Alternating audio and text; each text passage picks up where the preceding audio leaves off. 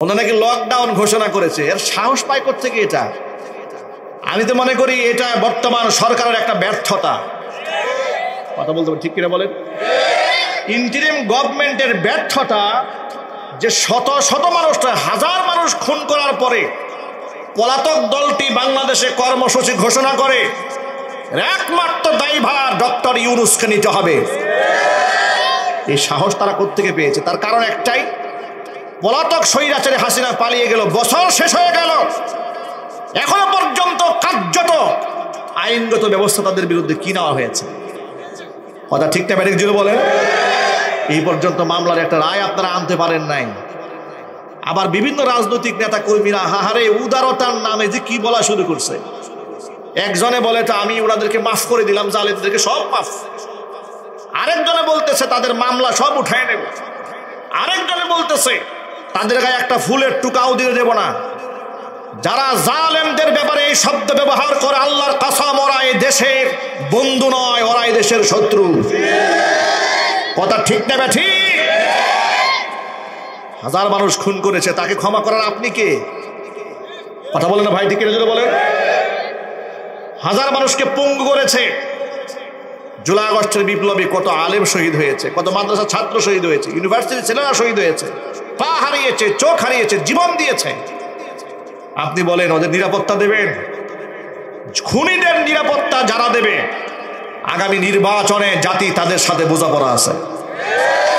কথা বলতে হবে ঠিক কিনা জোরে বলেন। খুনিদের নিরাপত্তা নয়, খুনিদের বিচার চাই। এই মাটিতে বিচার হতে হবে। স্বৈরাচারী হাসিনা এবং তার দূষরে যারা আলেম হত্যা করেছে, ছাত্র হত্যা করেছে, সাধারণ রাজনীতিবিদদেরকে হত্যা করেছে, গুম করেছে, খুন করেছে, ফাঁসির কাস্টে ঝোলাবার আগ পর্যন্ত কোনো আপোষ চলবে না। কথা বলতে হবে মুসলমান, ঠিক কিনা?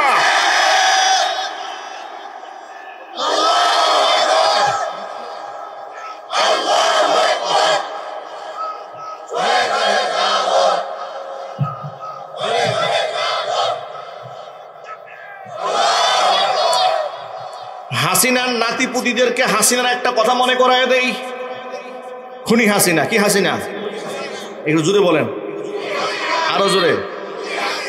এর নাম বলা লাগে সবসময় খুনি মুখে বলবেন। কি বলবেন? খুনি হাসিনা। আবার জোরে বলেন, আবার বলেন, আবার বলেন। খুনি হাসিনার ফাঁসি চাই। আপনারা চান? কারা কারা চান? আবার কারো মনে কোনো আঘাত নাই তো? আবার আমাদের সমাজে কিছু লোকেরা আছে ভিতরে ভিতরে খুব পীড়িত, ঠিক না? ভণ্ডামি এই দেশে চলবে না। যারা রাষ্ট্রকে দেউলিয়া করেছিল, যারা এই দেশের আলেমদেরকে ফাঁসির মঞ্চে উঠিয়েছিল, শাহবাগ বানিয়ে নিরপরাধ আলেমদেরকে, রাজনীতিবিদদেরকে ফাঁসির মঞ্চে মঞ্চায়িত করেছিল, যারা 2021 সালে 2600 আলেমের নামে মিথ্যা মামলা দিয়েছিল, যারা ক্ষমতার মস্তদের অপব্যবহার করে অসংখ্য আলেমদেরকে মসজিদের মিম্বার থেকে তাড়িয়ে দিয়েছিল, অসংখ্য আলেমদেরকে ওয়াজের মঞ্চ থেকে উঠিয়ে গাড়ি পোড়া মামলার আসামি বানিয়েছিল, 2018 সালে মাহফিল মঞ্চ থেকে ধরে নিয়ে গিয়ে আমাকে বিস্ফোরক আইনে মামলা দিয়েছে। আমার পকেটের মধ্যে 16টা ককটেল বোমা পাওয়া গেছে। এই মামলা আমাদেরকে ওরা দিয়েছে। আলেমুল আমাদের সাথে এখনো আচরণ যারা করেছে, তারা বাংলাদেশে হাসি মুখে রাজনীতি করবে, লকডাউন ঘোষণা করবে। আমাদের কথা পরিষ্কার, 2013 সালের পাওনা কিন্তু বাকি আছে। কি বলেন যুবকেরা, বাকি নাই? শাপলা চত্বরে এদেশের নিরীহ আলেমুল আমাদেরকে তোমরা কিভাবে পিটিয়েছিলে, এই জাতি কিন্তু ভুলে যায় নাই। জুলাই আগস্টের বিপ্লবে কিভাবে তোমরা রাস্তায় মানুষদেরকে মেরেছিলে, দৃশ্যগুলো এখনো পর্যন্ত আমরা ভুলে যাই নাই। সুতরাং সমস্ত পাওনা বুঝাই দেওয়া হবে। লকডাউন নামে ভণ্ডামি করলে যেখানে পাবেন সেখানে 13 সালের অ্যাকশন নেওয়া হবে। কথা বলতে হবে ঠিক কিনা বলেন। প্রিয় ভাইরা আমার, যে কথা বলতে চেয়েছিলাম, আল্লাহর ওলি যারা হয় তারা তো নিজের আমল মানুষের কাছে প্রকাশ করতে চায় না, কিন্তু স্বৈরাচারী খুনি হাসিনা নামাজ পড়ে, আবার তসবিহ হাতের মধ্যে নিয়ে মুনাজাত করে, এগুলো আবার ছবি তুলে। ঠিক কিনা জোরে বলেন। এরপরে পত্রপত্রিকায় বিভিন্ন গায়ে ছাড়িয়ে দেয়। সংসদের মধ্যে দাঁড়িয়ে এমন তাজা মিথ্যা কথা বলে যে শয়তানও কান দেওয়ার মিথ্যা কথা শুনলে, ঠিক না ব্যাটিস জোরে বলেন, শয়তানও কান্না করে। বলে আপনি সকালবেলা উঠে সবার আগে কি তালাশ করেন? বলে আমি যাই না, তালাশ করি। বন্যামির একটা লিমিট থাকা উচিত, ঠিক কিনা জোরে বলেন। ভণ্ডামি তো সীমা থাকা উচিত। বলে ফজরের সময় সবার আগে জায়নামাজ তালাশ করে, জায়নামাজ যদি তালাশ করে হাজার হাজার আলেমকে জেল খাটালে কেন? কথা বলে না কেন? এত বড় পরহেজগার তুমি, এদেশের অসংখ্য আলেমদেরকে বিনা অপরাধে কারাগারে বন্দী করেছিলে কেন? কোরআনের পাখি শহীদ আল্লামা সাঈদী রাহিমাহুল্লাহ 55 বছর আল্লাহর কোরআনকে সম্মান দিয়ে খেদমত করেছেন। অন্ততপক্ষে তার রাজনৈতিক ইতিহাস ভুলে গিয়ে শুধু কোরআনের সম্মান তো একজন আলেমকে সম্মান দেওয়া দরকার ছিল। কথা ঠিক নেবে ঠিক জুড়ে বলেন। তোমরা তো তাও পারো নাই, তাকেও তোমরা নিদারুণ কষ্ট দিয়েছো।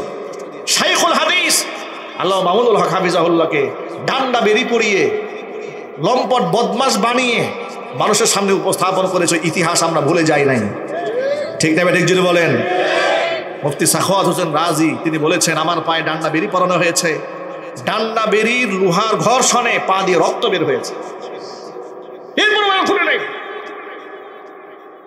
খালেদ সাইফুল্লাহ আইয়ুবী হাফিজাহুল্লাহ নরম মানুষ, হাত ভেঙে গেছে, হাতের ভিতর রড ঢোকানোর, শরীর থেকে পুষ বের হয়েছে হাত থেকে হ্যান্ডকাপ খুলে নাই, হ্যান্ডকাপ পরিয়ে হসপিটালে শোয়াই রাখছে।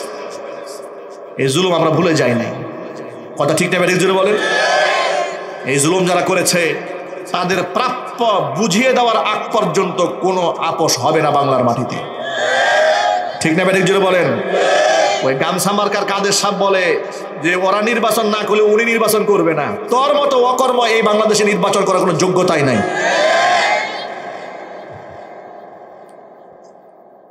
আমাদের ঐক্যবদ্ধ থাকতে হবে। ওই যে একজন আজকে ফেসবুকে লিখেছে, লেখাটা আমার ভালো লেগেছে, দল যার যার কিন্তু আওয়ামী লীগ পিটাবার দায়িত্ব সবার। এই কথাটা খুব মজা লাগছে। ঠিক না ঠিক জুড়ে বলেন। এই কথার সাথে আপনারা একমত আছেন তো? কারা কারা একমত হাত দেখে তো এবার। মাশাআল্লাহ মাশাআল্লাহ, আল্লাহ কবুল করেন। জোরে করেন আমিন, আর চিল্লা করেন আমিন। আপনারা বলবেন হুজুর আপনি এত খেপা কেন? আমি খেপা থাকবো না? আমার বিরুদ্ধে 6টা মিথ্যা মামলা দিয়েছে ওরা, অসংখ্য আলেমদেরকে জেল খাটিয়েছে। এই যে কোরআনে কারিমের আয়াতের বিরুদ্ধাচরণ করেছে, বাইতুল মুকাররমে নামাজরত মুসল্লিদেরকে গুলি করে হত্যা করেছে। ইতিহাস আমরা ভুলে যাই নাই। কথা ঠিক নেবে ঠিক।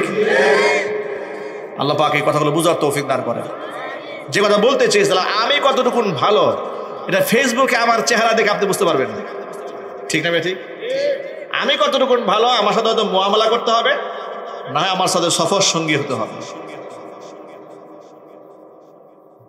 আব্দুল্লাহ ইবনে আমর ইবনুল আস রাদিয়াল্লাহু তাআলা আনহু, তিনি ওই আনসারী সাহাবীর তিন দিন জান্নাতের ঘোষণা শোনার পর মনের মধ্যে কিউরিসিটি জাগ্রত হয়েছে। এমন কোন আমল তার মধ্যে আছে যে আমল আমাদের মধ্যে নাই? হুজুর তাকে তিন দিন জান্নাতি ঘোষণা করেছেন। জোরে বলেন সুবহানাল্লাহ। এখন আমল তো খুঁজে বের করতে হবে, এমন কোন আমল আছে। আমাদের এই সমাজের মধ্যে দেখবেন লোকেরা কম্পিটিশন করে, সম্পদ নিয়ে, মাল নিয়ে, ক্ষমতা নিয়ে মারামারি করে, আর সাহাবা ইকরাম আমল নিয়ে প্রতিযোগিতা করতেন। তিনি কৌশল করে এই সাহাবীকে বলছেন, আনসারী সাহাবীকে, যে ভাই বাড়িতে আমার বাবার সাথে আমার একটু মনোমালিন্যতা হয়েছে, আমি তোমার সাথে 3টা দিন তোমার বাড়িতে থাকতে চাই, তোমার কি সুযোগ হবে? সুযোগ দিতে পারবে আমাকে? সে বলে কোনো অসুবিধা না, আসো, ওয়েলকাম। 3 দিন বাড়িতে থেকেছে তার সাথে, 3 দিন 3 রাত। তার দিনের আমল লক্ষ্য করেছে, রাতের আমল লক্ষ্য করেছে। 3 দিন 3 রাত থাকার পর বিশেষ কোনো আমল কিছুই দেখতে পায় না। সে যে আমল করে, নামাজ পড়ে, সত্য কথা বলে, হালাল হারাম বেঁচে চলে, ওই আমল তো সবাই করে। এবার 3 দিন পর মুখের জড়তা ভেঙে প্রশ্ন করে বসেছে, ভাই তোমাকে তো বলেছিলাম আমার বাবার সাথে একটু দ্বন্দ্ব হয়েছে, আসলে কোনো দ্বন্দ্ব হয় নাই। আমি তোমার ব্যাপারে অনুসন্ধানে নেমেছিলাম, কারণ নবীজি তোমাকে 3 দিন জান্নাতবাসী বলে ঘোষণা দিয়েছে। এমন কি আমল তোমার মধ্যে আছে যেটা আমাদের মধ্যে নাই? আনসারী সাহাবী জবাব দিয়ে বলছেন, এই পয়েন্টটা আমাদের রাখবেন, যুবকরাও মনে রাখবেন, মা বোনরা কান খুলে শুনে রাখবেন। আনসারী সাহাবী জবাব দিয়ে বলেন, আনা লা আজিদু ফি নাফসি গিশান লি আহাদিম মিনাল মুসলিমিন। পৃথিবীতে একজন মুসলমানের সাথে আমার অন্তরের মধ্যে আমি কোনো বিদ্বেষ রাখি না। শুধু আলা আহাদিন ওয়ালা আহসুদু আলা খাইরিন আতাহুল্লাহু ইয়াহু, কোনো ব্যক্তির সাথে আমি হিংসা করি না ওই নিয়ামতের ব্যাপারে যে নিয়ামত আল্লাহ পাক আমার কোনো ভাইকে দান করেছেন, আমাকে দান করেন নাই। জোরে বলেন সুবহানাল্লাহ।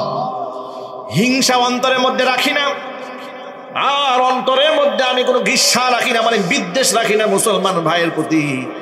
হয়তো আল্লাহ রাব্বুল আলামিন এই জন্য আমাকে কবুল করে নিয়েছেন। এবার তিনি বললেন, নিঃসন্দেহে এটাই হচ্ছে সে আমল যেটা আমাদের মধ্যে নাই। হিংসা মুক্ত হতে হবে। আমরা পারবো না ভাই ইনশাআল্লাহ? কোনো হিংসা নাই, আমাদের একাকার হয়ে যেতে হবে। আমাদের মধ্যে মনোমালিন্যতা থাকবে, আমাদের মধ্যে ব্যক্তিগত ইখতিলাফ থাকতে পারে, মত ভিন্নতা থাকতে পারে, ভিন্ন মত থাকতে পারে, কিন্তু অন্তরে কোনো গুসা থাকবে না, বিদ্বেষ থাকবে না। আমাদের বিদ্বেষ থাকবে শুধুমাত্র ইসলামের দুশমনদের বিরুদ্ধে। কথা ঠিক নেবে? ঠিক জোরে বলেন। ইসলামের দুশমন যারা, তারা এই দেশে ইসলাম চায় না, কোরআন চায় না, রসুলের সুন্নাহ চায় না, মসজিদ চায় না, মাদ্রাসা চায় না, আলেমদেরকে তুচ্ছ তাচ্ছিল্য ব্যঙ্গ বিদ্রুপ করে। এদের সাথে আমাদের যুদ্ধ আছে না নাই? ভাইরা আমার, হিংসা বড় মারাত্মক জিনিস, এখান থেকে বেঁচে থাকবেন। আল্লাহ পাক যেন কবুল করেন, জোরে কোন আমিন। এবার মূল কথায় ফিরে আসি, যা বলতে চেয়েছিলাম। ইউসুফ আলাইহিস সালাতু ওয়াস সালাম কি 10 ভাইয়ে হিংসা করতে শুরু করে দিল। ইউসুফকে তো আমাদের বাবা বড্ড ভালোবাসে, বড় মহব্বত করে। ইউসুফকে যদি কোনো মতে মাইনাস করে দেওয়া যায়, তাহলে বাবার দৃষ্টি আমাদের দিকে আসবে। জোরে জোরে বলেন নাউযুবিল্লাহ। ভাইরা মিলে পরামর্শ করলো কি করা যায়। ইউসুফের প্রতি বাবার যে দুর্বলতা, এটা তো কোনোভাবে কাটানো যায় না। এবার 10 ভাই মিলে পরামর্শ করলো, আসুন আমরা ইউসুফকে হত্যা করি। 10 ভাইয়ের মধ্যে বড় ভাই যিনি ছিলেন, তিনি বললেন না, তাকে হত্যা না করে এত বড় অপরাধ আমরা করতে চাই না। একটা কাজ করা যেতে পারে, অন্তত পক্ষে আমরা একটা কুয়ার মধ্যে তারা ফেলে দিই, দূরে কোথাও জায়গায়, যাতে করে অন্য লোকেরা এসে তারা কুয়া থেকে উঠাইয়া নিয়ে যেতে পারে। অন্তত পক্ষে খুন করার মতো বড় ধরনের গুনাহ থেকে আমরা নিজেদেরকে বাঁচাতে পারি। সুবহানাল্লাহ। ভাইরা সে প্রস্তাবটা গ্রহণ করলো। এরপরে তারা 10 ভাই ষড়যন্ত্রমূলক ভাবে ইউসুফ আলাইহিস সালাতু ওয়াস সালামকে খেলা করতে নিয়ে যাবে, এই কথার অজুহাত দেখিয়ে, ঘুরতে নিয়ে যাবে এই অজুহাত দেখিয়ে সব 10 ভাই মিলে ইউসুফ আলাইহিস সালাতু ওয়াস সালামকে নিয়ে গেছে পিতা ইয়াকুব আলাইহিস সালাতু ওয়াস সালামের কাছ থেকে। নিয়ে গিয়ে তারা এটা কুয়ার মধ্যে ফেলে দিয়েছে। কুয়ার মধ্যে ফেলে দেওয়া মাত্র আল্লাহ তাআলা জিবরাইল আলাইহিস সালাতু ওয়াস সালামকে ডেকে বলেছেন, জিবরাইল, আমার নবী ইউসুফকে কুয়ার মধ্যে ফেলে দেওয়া হয়েছে, সেজন্য পানির মধ্যে ডুবে না যায়, তুমি তাকে সেভ করো। জিবরাইল আলাইহিস সালাতু ওয়াস সালাম 600 নূরের ডানা আল্লাহ পাক তাকে দান করেছে। এক ঝাপটা দিয়ে কুয়ার মধ্যে ফেলা হয়েছে। উপর থেকে, কুয়া থেকে ইউসুফ আলাইহিস সালাতু ওয়াস সালাম নিচে তলে যাওয়ার আগেই 7 আসমান ভেদ করে জিবরাইল আলাইহিস সালাতু ওয়াস সালাম কুয়ার মধ্যে এসে হাজির হয়ে গেছে। জোরে বলতে পারো আল্লাহু আকবার। কুয়ার মধ্যে নবী ইউসুফ আলাইহিস সালাতু ওয়াস সালামকে ফেলে দেওয়া হলো। কোরআন মাজিদ আল্লাহ পাক ইতিহাস বলেছেন, কুয়ার মধ্যে ফেলে দেওয়ার পর জিবরাইল যখন তাকে সেভ করেছে, কোরআন বলে ওয়াজাআত সাইয়ারাতুন ফাআরসালু ওয়ারিদাহুম ফাআদনা দালওয়া। একটা কাফেলা যাচ্ছিল, ব্যবসায়ী কাফেলা সফর করে কুয়ার পাশ দিয়ে। পানির প্রয়োজন হলো, পানি উঠাবার জন্য বালতিওয়ালাকে পাঠিয়ে দিল, যাও কুয়া থেকে একটু পানি উঠায় নিয়ে আসো। কুয়ার মধ্যে বালতি ছেড়ে দিয়েছে ইউসুফ আলাইহিস সালাতু ওয়াস সালাম। ছোট্ট মানুষ, কোনো বর্ণনার মধ্যে এসে তার বয়স হলো মাত্র 7 বছর। তিনি বালতির মধ্যে উঠে বসেছেন। এবার বেচারা বহুত কষ্ট করে উপরে উঠাইছে। উপরে উঠানোর পরে দেখে পানি তো উঠে নাই, উঠছে তো আস্ত একটা বালক। আর এমনই বালক, এমনই সুন্দর মানুষ, যে পৃথিবীতে এমন সুন্দর মানুষ তারা কোনোদিন চোখেও দেখে নাই। আল্লাহু আকবার বলেন। কোরআনের ভাষা আল্লাহ পাক বললেন, ক্বালা ইয়া বুশরা হাযা গুলাম ওয়া আসরু বিদাআহ ওয়াল্লাহু আলীমুম বিমা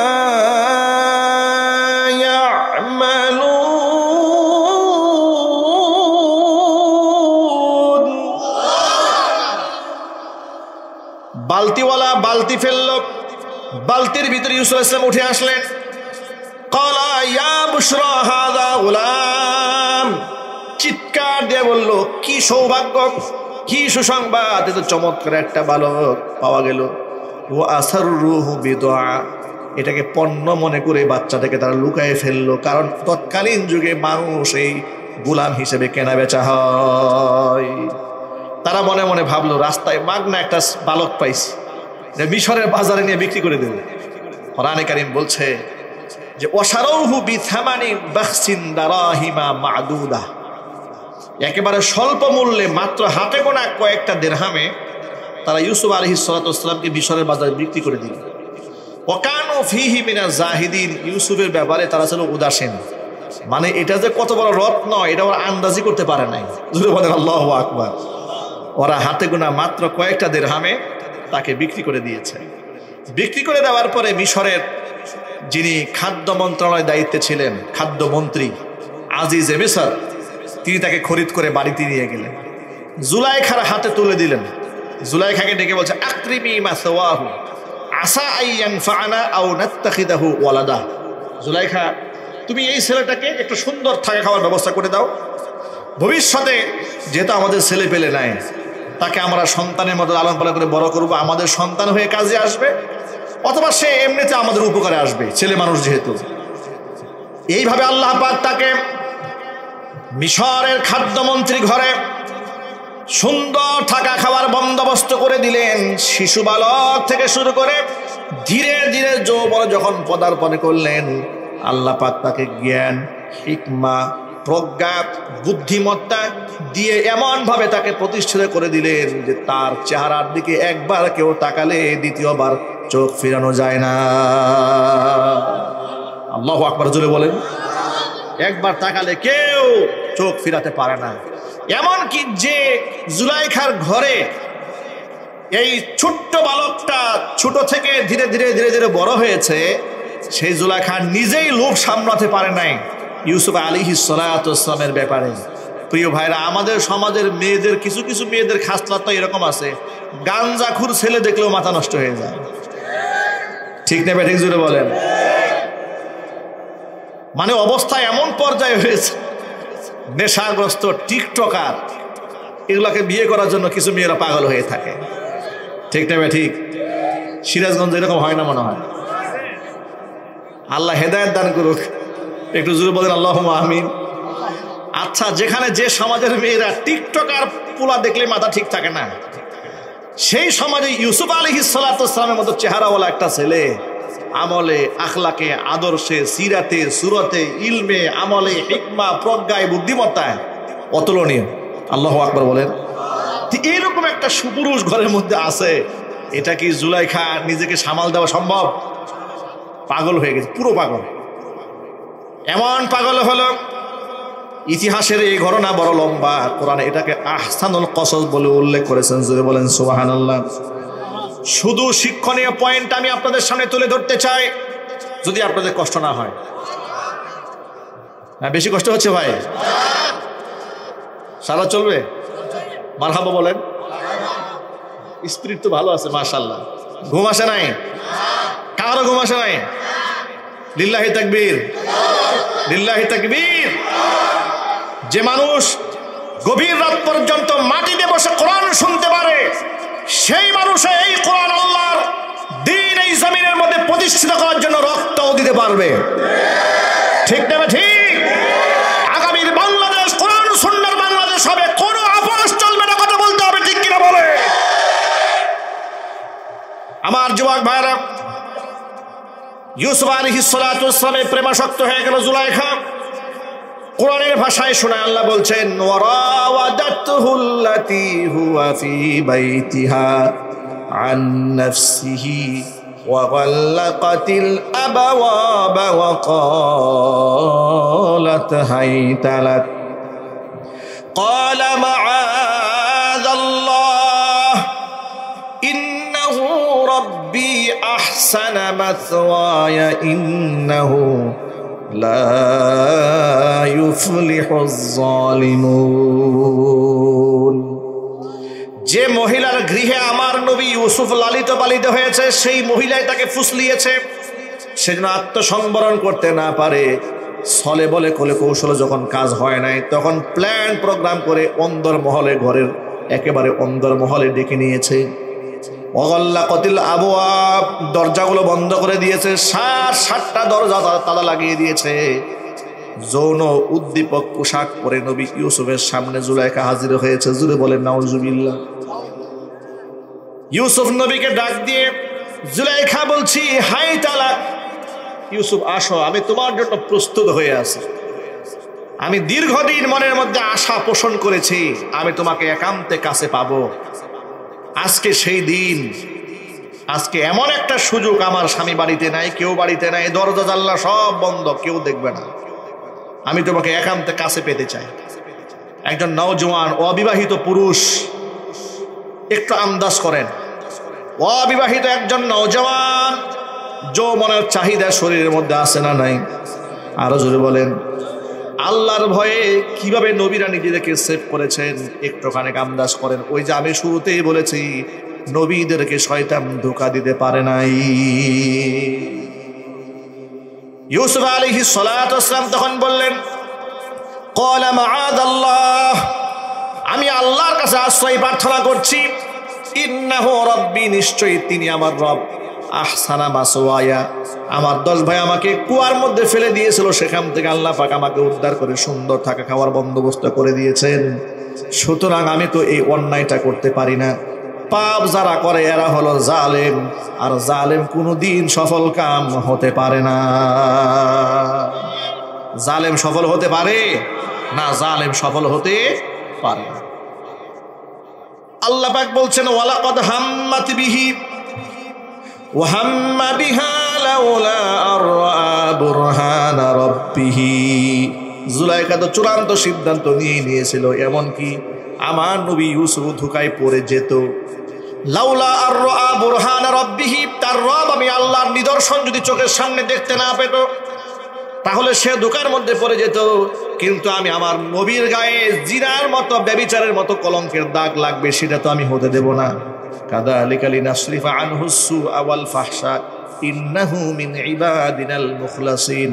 এভাবে আমি তার থেকে সমস্ত ব্যভিচার এবং গুনাহ থেকে তাকে আমি মুক্তির রাস্তা করে দিয়েছি, কারণ সে ছিল আমার একনিষ্ঠ বান্দাদের অন্তর্ভুক্ত। ওই যে শয়তানের কথা মনে আছে তো? মনে আছে কি বলেছিল যেন শয়তানে? ইল্লা ইবাদাকা মিনহুমুল মুখলাসিন, যে সবাইরে ধোঁকা দিতে পারলেও তোমার মুখলেস বান্দাদের সাথে আমি পেরে উঠবো না। এই যে সেই পয়েন্ট আল্লাহ বলছেন, ইন্নাহু মিন ইবাদিনাল মুখলাসিন, সেটা আমার একনিষ্ঠ বান্দাদের একজন। তাহলে শয়তান এর সাথে সালান্ডার করেছে। বলেন আল্লাহু আকবার। এবার নবী ইউসুফ কি কাজটা করলেন দেখেন, যুবক ভাইরা কান খুলে শুনে রাখেন। তালাবদ্ধ দরজা, তিনি মনে মনে ভাবলেন দরজা বন্ধ, জানালা বন্ধ, সব বন্ধ, অন্তত পক্ষে আমি দৌড়িয়ে তো দরজা পর্যন্ত পৌঁছাতে পারি, এতটুকুন ক্ষমতা তো আমার আছে। আল্লাহর উপর ভরসা করে, তাওয়াক্কুল করে তালাবদ্ধ দরজার দিকে নবী ইউসুফ যখন জোরে দৌড় দিয়েছেন, পিছনে জুলাইখা দৌড় দিয়েছে। আল্লাহ পাক আপন মেহেরবানিতে তালাবদ্ধ 7টা দরজা নবীর জন্য উন্মুক্ত করে দিয়েছে। ক্ষমতা আল্লাহর আছে না নাই? মানুষের প্রচেষ্টার শেষ যেখানে, আল্লাহর রহমতের শুরু সেখানে, ঠিক কিনা? সুতরাং আপনাদেরকে একটা সূক্ষ্ম মেসেজ দিয়ে রাখি, এই কথাটা মনে রাখবেন। সমাজের মধ্যে দিন কায়েমের আন্দোলন করতে হবে। দিন হচ্ছে নামাজ, দিন হচ্ছে রোজা, দিন হচ্ছে হজ, দিন হচ্ছে যাকাত, দিন হচ্ছে সরতা, দিন হচ্ছে ঈমান, দিন হচ্ছে তাকওয়া, দিন হচ্ছে পরহেজগারি। আর এটার মূল প্রতিপাদ্য আমল হচ্ছে দাওয়াত। দিন প্রতিষ্ঠানের মূল কাজ কি? আরো জোরে বলেন, দাওয়াত। এবং এক পর্যায়ে জিহাদ। দাওয়াত এবং জিহাদ সমাজের মধ্যে দিন কায়েমের উসুল। এখন এই সমাজে কিছু কিছু ভাইরা ভুল মনে করেন দিন কায়েম মানে শুধু রাষ্ট্র ক্ষমতা দখল করা। শুধু রাষ্ট্র ক্ষমতা দখল করার দিন নয়, রাষ্ট্র ক্ষমতা দখল করে ইসলামী শাসন ব্যবস্থা কায়েম করা হচ্ছে। রাষ্ট্র ক্ষমতা এমন একটা জায়গা যে এখানে বসে দিন কায়েম করা সহজ হয় সমাজে, ঠিক না? জুড়ে বলে এমন অপূর্ণাঙ্গ অনেক কাজ আছে যে কাজটা করা যায়। যেমন আমি 1000 বছর ওয়াজু যদি করি, আল্লাহ পাকের কোরআনে একটা আইন আছে, চুরি করলে হাত কেটে দেওয়া, আমি এটা সমাজে বাস্তবায়ন করতে পারবো না। জিনা করলে দুর্রা মারতে হবে, বেত্রাঘাত করতে হবে অবিবাহিত হলে, বিবাহিত হলে মৃত্যুদণ্ড কার্যকর করতে হবে। এটাকে আমরা ওয়াজ করে করতে পারবো? সম্ভব না। এই জন্য পাওয়ারের প্রয়োজন। এর মানে পরিপূর্ণ ইসলামের রূপরেখা বাস্তবায়ন করতে গেলে ব্যক্তি জীবনে ইসলাম যেমন প্রয়োজন, রাষ্ট্রীয়ভাবে ইসলামটা ঠিক তেমন প্রয়োজন। ঠিক কিনা? কিন্তু এটা এত সহজে হবে না। কেন হবে না শোনেন। মনে করেন এখানে 1000 মানুষ আছে, এখানে 1000 মানুষের মধ্যে 900 জন মানুষের মধ্যে দিন নাই, ইমান নাই, ইসলাম বুঝে না। আমি কৌশল করে যে কোনো মূল্যে ক্ষমতার চেয়ারে বসলাম, এরা পরের দিন এমন আন্দোলন করবে যে আমার ঘাট ধাক্কা দিয়ে নামায় দেবে। কেন? কারণ এদের মধ্যে দিন নাই। তো দিনের বুঝ যখন এদের মধ্যে ঢুকবে দাওয়াতের মাধ্যমে, তখন এরা আমার চেয়ার নিয়ে টানা হেসরা করবে না, বরং আমার মৃত্যুর পরে আরেকজন সৎ খলিফা নিয়োগের জন্য আন্দোলন করবে। ঠিক নেবে? ঠিক। এই জন্য সকল ভাইদেরকে বলি, যারা তাবলীগের কাজ করেন তারাও দিন কায়েমের আন্দোলনের সৈনিক। যারা মাদ্রাসায় পড়াচ্ছেন তারাও দিন কায়েমের আন্দোলনের একজন একনিষ্ঠ কর্মী। মসজিদের ইমাম যিনি, তিনিও দিন কায়েমের কর্মী। বক্তা যিনি, তিনিও দিন কায়েমের কর্মী। দিন কায়েম মানে আল্লাহর হুকুম সমাজে বাস্তবায়ন করা। কথা ঠিক নেবে? ঠিক। এই যে আলেমদের ওয়াজ শুনে আপনারা হিংসা মুক্ত হওয়ার জন্য তওবা করলেন, নামাজ পড়বেন, সচ্চরিত্রবান হবেন, এগুলো তো দিন কায়েমের মাধ্যম। ঠিক কিনা? আল্লাহ পাক এই কাফেলায় আমাদের সকলকে শামিল বানায় দেন। একটু জোর আওয়াজে বলতে হবে আল্লাহুম্মা আমিন। কিন্তু দিন কায়েমের কথা বলে পূজায় যাওয়া যাবে? আরো জোরে বলেন। না, পূজায় যাওয়া যাবে না, কোনো যুক্তিতর্ক চলবে না। আমরা এই জমিনে আল্লাহর দিন চাই, কিন্তু শিরিক বেদাতের সাথে কোনো আপোষ নাই। একদম ক্লিয়ার কথা। সমাজে আমরা দিন চাই, ইমান চাই, ইসলাম চাই, শিরিক বেদাতের সাথে আপোষ নাই। কথা ঠিক নেবে? ঠিক। শিরিকের সাথে কোনো কম্প্রোমাইজ নাই। আল্লাহ পাক বুঝার তৌফিক দান করেন। ভাইরা আমার, ইউসুফ আলাইহিস সালাতু ওয়াস সালাম তালাবদ্ধ দরজার দিকে দৌড় দিলেন। জুলাইখা দৌড় দিয়েছে, পেছন দিক থেকে জামার টান দিয়ে ছিঁড়ে ফেলেছে। 7টা দরজা উন্মুক্ত হয়ে গেল। কোরআন মাজিদ আল্লাহ পাক বলছেন, ওয়া আলফা ইয়া সাইদাহা লাদাল বাব। জুলাইখার স্বামীকে পেল ঘরের সামনে, দরজার সামনে। অপরাধীরা দেখবেন সব সময় নিজের অপরাধ ধামা চাপা দিয়ে অন্যের উপর চাপিয়ে দেওয়ার জন্য প্রচেষ্টা চালায়। ঠিক না বেঠিক? জুড়ে বলেন। যার দরুন জুলাইখা এই কাজটাই করল। জুলাইখা এই পন্থার অবলম্বন করে স্বামীকে ডাক দিয়ে বলল, قالت ما جزاء من أراد بأهلك سوءا إلا أن يسجن أو عذاب أليم। প্রাণের স্বামী আমার, যে ইউসুফকে ঘরের মধ্যে রেখে লালিত পালিত বড় করলেন, সে যখন আপনার স্ত্রী চরিত্রের গায়ে হাত দিয়েছে, এবার তাকে কঠিন শাস্তি দেওয়া ছাড়া, জেলখানায় আটকে রাখা ছাড়া তো আর কোনো উপায় আমি দেখি না। ইউসুফ আলাইহিস সালাতু ওয়াস সালাম ভদ্রতার খাতিরে তখন চুপ ছিলেন। এমন অপবাদ যখন তার উপর দেওয়া হয়েছে, তার তো আর চুপ থাকার সুযোগ নাই। তিনি বললেন না, কালা হিয়া রাওয়াদাতনি আন নাফসি। আমি তার চরিত্রে হারা দেইনি, বরং সে আমাকে ফুসলিয়েছে, আমি পাত্তা দেই নাই। জুলাইখা বলে, আমার দোষ নাই। ইউসুফ আলাইহিস সালাম বলছেন, আমার দোষ নাই। এবার স্বামী বলল, তাহলে ইউসুফ তোমার পক্ষে সাক্ষী দাও। তিনি পেরেশান হয়ে গেলেন, সাক্ষী আমি কোথায় পাবো? আল্লাহর পক্ষ থেকে তাকে ইলহাম করা হলো, ইউসুফ তোমার ভয়ের কোনো কারণ নাই, তোমার পক্ষে সাক্ষী আমি আল্লাহ রেখে দিয়েছি। তোমার জন্য সাক্ষী আছে। বলে, কোন সাক্ষী? বলে, ঘরের মধ্যে একটা ছোট্ট বাচ্চা দুল নাই, দুল খায়, দুধের বাচ্চা, এখনো জবান খুলেই নাই, কথা বলতে পারে না। ওই বাচ্চা তোমার পক্ষে সাক্ষী দেবে। ইউসুফ আলাইহিস সালাতু ওয়াস সালাম বলে, আমার পক্ষে সাক্ষী আছে। ঘরের মধ্যে ছোট্ট একটা বাচ্চা আছে। জুলাইখা যার ব্যাপারে মনে করেছিল দেখলে কি আর না দেখলে কি, এই বাচ্চা আমার পক্ষে সাক্ষী দেবে। বাচ্চার সাক্ষী দেওয়ার ভাষাটা অত্যন্ত সুন্দর। কোরআন বলল, ওয়া শাহিদা শাহিদুম মিন আহলিহা ইন কানা কামিসুহু কুদ্দা মিন কুবুলিন ফাসাদাকাত ওয়া হুয়া মিনাল কাযিবিন। ও বাদশাহ, আপনি তাকিয়ে দেখুন, ইউসুফের জামা যদি সামনের দিকে ছেঁড়া হয় তাহলে বুঝে নেবেন আপনার স্ত্রী সত্যবাদী, ইউসুফ মিথ্যাবাদী। কারণ একজন পুরুষ যখন একজন নারীর উপর ঝাঁপিয়ে পড়ে, ধস্তাধস্তি করলে তো সামনের দিক থেকে জামা ছিঁড়ে যাওয়ার কথা, পেছন দিক থেকে ছিঁড়ে যাওয়ার কথা নয়। তাহলে প্রমাণ হয়ে যাবে ইউসুফ মিথ্যাবাদী, আপনার স্ত্রী সত্যবাদী। আর জামা যদি পেছন দিক থেকে ছেঁড়া হয়, প্রমাণ হয়ে যাবে আপনার স্ত্রী মিথ্যাবাদী আর ইউসুফ সত্যবাদী। আমার বন্ধুগণ, এক বাক্যে জবাব দিয়ে বলেন, জামাটা সামনে ছেঁড়া না পেছনে ছিঁড়া? কোরআন মাজিদ আল্লাহ পাক বলছেন, ফালাম্মা রাআ কামিসাহু মিন দুবুরিন ক্বালা ইন্নাহু মিন কাইদিকুন্না ইন্না কাইদাকুন্না আযীম। যখন পিছন দিক থেকে দেখলো যে জামাটা পেছনে ছিঁড়া, তখন তো স্বামীর বুঝার আর বাকি নাই। এবার নিজের স্ত্রীকে ডেকে বলে, ইন্নাহু মিন কাইদিকুন্না, এগুলো তোমাদের চক্রান্ত। ইন্না কাইদাকুন্না আযীম, তোমাদের মহিলাদের চক্রান্ত বড় ভয়ঙ্কর। এই চক্রান্তের ফাঁদে শিক্ষিত মানুষ পা দিয়েছে, শিক্ষিত মানুষের শিক্ষা শেষ। জ্ঞানী মানুষ পা দিয়েছে, জ্ঞানীদের জ্ঞান শেষ। সম্মানিত এমপি মন্ত্রীরা পা দিয়েছে, আর মন্ত্রিত্ব শেষ। ঠিক না ঠিক বলেন? টাকলা মোরাদের কথা মনে আছে না? কল রেকর্ড যখন ফাঁস হয়ে গেল, বেচারা অবস্থাটা কি হয়ে গেল? পদ পদবি সব শেষ। মানে মহিলাদের পাল্লায় যে পা দিয়েছে অন্যায় ভাবে, তার কাম সারা। ঠিক না ঠিক? নবী করিম সাল্লাল্লাহু আলাইহি সাল্লাম বলেছেন, মেয়েদেরকে ডেকে বলেছেন, ও মহিলারা, তাসাদদাকনা, বেশি বেশি তোমরা দান করো। ফাইন্নী উরিতুকুন্না আকসারা আহলিন নার, কারণ অধিকাংশ মেয়েদেরকে আমি জাহান্নামে দেখেছি। মেয়েরা জিজ্ঞেস করলো, বিমা দাকা ইয়া রাসূলুল্লাহ, হে আল্লাহর রাসূল, কোন অপরাধের কারণে মেয়েরা বেশি জাহান্নামে যাবে? হুজুর বলেন, দুইটা অন্যায়ের কারণে। এক নাম্বার হচ্ছে লিতুকসিরনা লাআনা, বেশি লানত দেওয়া, কথায় কথা লানত দেওয়া, অভিশাপ দেওয়া। আর দ্বিতীয় নাম্বার হচ্ছে ওয়া তাকফুরুল আশীর, স্বামীর নাফরমানি করা। 10 বছর সংসার করার পরে 11তম বছরে পা রেখেছেন, কথা একটু কাটাকাটি হয়েছে, মুখের উপর বলে ফেলবি, 10টা বছরের তোমার সংসারে সুখ কি জিনিস তোকে দেখলাম না।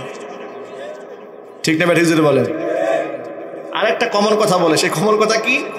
একমাত্র আমি দেখে তোমার সংসারটা করলাম। এই কথাটা যে স্বামী শুনে নাই, সে তো মনে করেন পৃথিবীর শ্রেষ্ঠ স্বামী। যে একমাত্র আমি দেখে তোমার সংসারটা করলাম, কেউ করতো না এই সংসার। কথাগুলো আসে না নাই? আমি মা বোনদেরকে বলছি, মায়েরা বোনেরা, না এগুলো বলবেন না। মায়েরা বোনেরা, নবী করিম সাল্লাল্লাহু আলাইহি সাল্লাম বলেছেন, আমি যদি এই বিধি কাউকে সেজদা করার হুকুম করতাম আল্লাহ ছাড়া, তাহলে নারীদেরকে বলতাম তারা যেন স্বামীর পায়ে সেজদা দেয়। আল্লাহ পাক আমার মা বোনদের বুঝার তৌফিক দান করেন। মূল কথায় ফিরে আসি, নারীদের চক্রান্ত নিয়ে কথা হচ্ছে। তো যখন প্রমাণিত হয়ে গেল ইউসুফ আলাইহিস সালাতু ওয়াস সালামের দোষ নাই, দোষ হচ্ছে মেয়েটার, মহিলার, গোটা সমাজের মধ্যে ছড়িয়ে পড়লো যে জুলাইখা তার বাড়িতে থাকা গোলামের প্রেমে প্রেমাসক্ত হয়েছে। জুলাইখা যখন শুনলো যে এলাকার মহিলা আমাকে নিয়ে ষড়যন্ত্র করছে, সমস্ত সুন্দরী মেয়েদেরকে দাওয়াত দিয়েছে বাড়িতে। দাওয়াতে বসিয়ে দিয়ে সবার হাতে ফল দিয়েছে, ছুরি দিয়েছে, কেটে কেটে খাও। অনেক লম্বা তো, ছোট করে বলতেছে। এটা আমি আমার মসজিদে টানা 6 মাস ধারাবাহিক তাফসীর করেছিলাম সূরা ইউসুফের শুরু থেকে। 6 মাসে যখন থেকে শেষ হয় না, পরে প্রত্যেকদিন 1 পৃষ্ঠা করে শেষ করে দিয়েছে। আল্লাহু আকবার বলেন। এটা অনেক শিক্ষণীয় গল্প। তো যাই হোক, জুলাইখা যখন শুনেছে যে আমাকে নিয়ে মেয়েরা ষড়যন্ত্র করে, যে আমাকে নিয়ে বাজে মন্তব্য করে, আমি নাকি গোলামের প্রেমে পাগল হয়েছে, গোলামটা কেমন গোলাম আমি মেয়েদেরকে দেখাই সারব। শহরে মেয়েদেরকে দাওয়াত দিয়েছে, ডেকেছে। দাওয়াত দেওয়ার পর ইউসুফ আলাইহিস সালাতু ওয়াস সালামকে শুধু মাঝখান দিয়ে একটু হেঁটে যেতে বলেছে, হেঁটে গিয়েছে। কোরআন বলে, ফালাম্মা রাআইনাহু আকবারনাহু ওয়া কাত্তা'না আইদিয়াহুন্না ওয়া কুলনা হাশা লিল্লাহি মা হাদা বাশারা ইন হাদা ইল্লা মালাকুন কারীম। মেয়েরা ফল কাটার পরিবর্তে হাত কেটে ফেলেছে, টের পায় নাই, টেরই পায় নাই এমন সুন্দর মানুষ হতে পারে। তারা বলে ফেললো, হাশা লিল্লাহ, আল্লাহর কসম, মা হাদা বাশারা, এটা মানুষ হতে পারে না, এটা মানুষ নয়। ইন হাযা ইল্লা মালাকুন কারীম, এটা সম্মানিত ফেরেশতা ছাড়া মানুষ হতে পারে না। জোরে বলেন সুবহানাল্লাহ। এখন জুলাইখার মুখ খুলেছে, ক্বালাত ফাযালিকুন্নাল্লাযী লুমতুন্নানি ফীহি ওয়া লাকাদ রাওয়াতুহু আন নাফসি ফাসতা'সাম ওয়া লা ইল্লাম ইয়াফআল মা আমুরুহু লা ইউসজারান্না। আল্লাহ লায়ুসজানান্না আও ইয়াকুনা মিনাস সাগিরিন। কোরআন মাজিদের মধ্যে ইউসুফ আলাইহিস সালাতু ওয়াস সালামের এই বিষয়টাকে আলোচনা করতে গিয়ে জুলাইখা বলছে, যদি এই হচ্ছে সেই পুরুষ যার ব্যাপারে তোমরা আমাকে খারাপ মনে করেছিলে যে আমি গোলামের প্রেমাসক্ত হয়েছি, এমন গোলামের প্রেমে আমি পড়েছি যে গোলামের চেহারা একটা বার দেখার পরে তোমরা নিজেকে কন্ট্রোল করতে পারো নাই, ফল কাটার পরিবর্তে তোমরা হাত কেটে ফেলে দিয়েছিলে। জোরে বলেন সুবহানাল্লাহ। তোমরা যদি এক নজর দেখে ফল কাটার পরিবর্তে হাত কাটো, সেই ছেলেটা যদি 24 ঘন্টা আমার চোখের সামনে থাকে, আমার অবস্থাটা কি হয়? তখন মহিলারা বলা শুরু করলো, জুলাইখা তুমি কোনো ভুল সিদ্ধান্ত গ্রহণ করে নাই, যা করছো ভালোই করছো। এবার জুলাইখা বলছে, ওয়ালা ইল্লাম ইয়াফআল মা আমরুহু, আমি যা বলি এই ছেলেটা যদি আমার কথা না শোনে, লায়ুসজানান্না ওয়ালা ইয়াকুনা মিনাস সাগিরিন, হয় তাকে জেল খাটতে হবে, না হয় তাকে লাঞ্ছিত হতে হবে। এখন সব মহিলারা ইউসুফ আলাইহিস সালামকে প্রস্তাব দেওয়া শুরু করলো, জুলাইখার কথা মেনে নাও, তুমি জুলাইখার কথা শোনো। তখন ইউসুফ আলাইহিস সালাম আল্লাহকে ডেকে বলেছিলেন, ক্বালা রাব্বিস সিজনু আহাব্বু ইলাইয়া মিম্মা ইয়াদউনানি ইলাই। আল্লাহ, ওরা যে পাপের দিকে আমাকে ডাকে, এই পাপের দিকে যাওয়ার চাইতে আমার জেলখানা থাকা ভালো। সুবহানাল্লাহ বলেন। একটু আন্দাজ করেন প্রিয় ভাইরা, যে একজন মানুষ কতটা সচ্চরিত্রবান হলে একজন পুরুষ মানুষ যৌবনের পূর্ণাঙ্গ চাহিদা থাকার পরে আল্লাহর ভয়ে নিজেকে নিয়ন্ত্রণ করতে পারে। নবী করিম সাল্লাল্লাহু আলাইহি ওয়াসাল্লাম বলেছেন, কাল হাসরের মাঠে যখন আমলনামা মিজানের পাল্লায় দেওয়া হবে, যাদের চরিত্র ভালো ছিল, এই চরিত্র খুলুকে হাসান, উত্তম চরিত্রের আমলটা মিজানের পাল্লায় দেওয়া মাত্র পাল্লা ভারী হয়ে যাবে। যুবক ভাইরা, আমরা কি আমাদের চরিত্র হেফাজত করবো ইনশাআল্লাহ? জোরে বলেন ইনশাআল্লাহ। চরিত্র হেফাজত করতে হলে দ্রুত বিয়ে করে ফেলতে হবে। কি করতে হবে জোরে বলেন? দ্রুত বিবাহ শাদী করে ফেলতে হবে। বলেন ইনশাআল্লাহ। কি আসসালামু আলাইকুম। ওয়ালাইকুম আসসালাম। আপনার কাছে আকুল আবেদন, আপনার বিষয় ভিত্তিক আলোচনার মাঝে ঈমান বিধ্বংসী একটা শিরকি আলোচনা করবেন।